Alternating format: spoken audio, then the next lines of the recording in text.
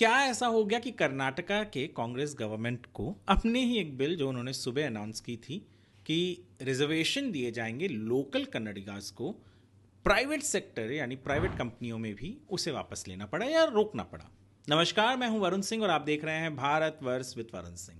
दरअसल कर्नाटका के कांग्रेस गवर्नमेंट ने कहा था कि वो एक ऐसी बिल ला रहे हैं या ऐसा बिल ला चुके हैं जो वहां के लोकल्स को 75% यानी 75% नॉन मैनेजेरियल और 50% तक मैनेजेरियल पोजीशन पर जो भी प्राइवेट कंपनीज हैं वहां पर रिजर्वेशन रखा जाएगा लोकल्स के लिए। अब बढ़िया बड़ी बात होती है कि टैलेंट यदि कोई आईटी कंपनी है तो वो 75% अगर लोकल्स को और 50 या 25% मैनेजेरियल लेवल पे लोकल्स को ले रही है और टैलेंट नहीं है और मजबूरी में उनको सब लोगों को लेना पड़े, तो फिर प्राइवेट कंपनी काम कैसे करेगी। और इसका ऑपोजिशन भी हुआ। नास्कॉम ने स्टेटमेंट तक रिलीज कर दिया कि ऐसे तो काम नहीं चलेगा।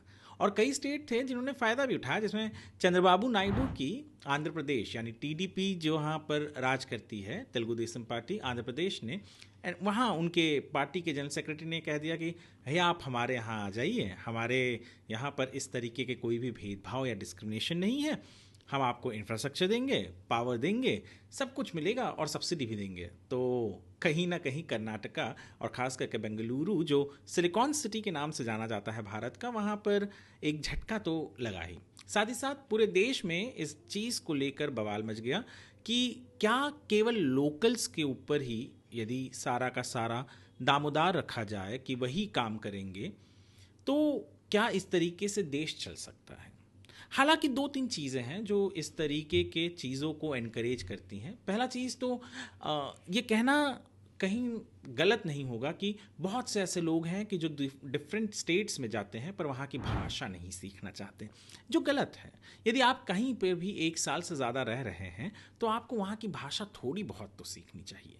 चाहे आप महाराष्ट्र में हैं तो मराठी, चाहे आप कर्नाटक में हैं तो कन्नडिगा, और यदि गुजरात में है गुजराती, साउथ में भी जाएं तो भी आपको सीखने की ज़रूरत है वो भाषा को। और उसके पीछे का कारण केवल ये नहीं है कि वहाँ पे आपको कोई फोर्स कर रहा है।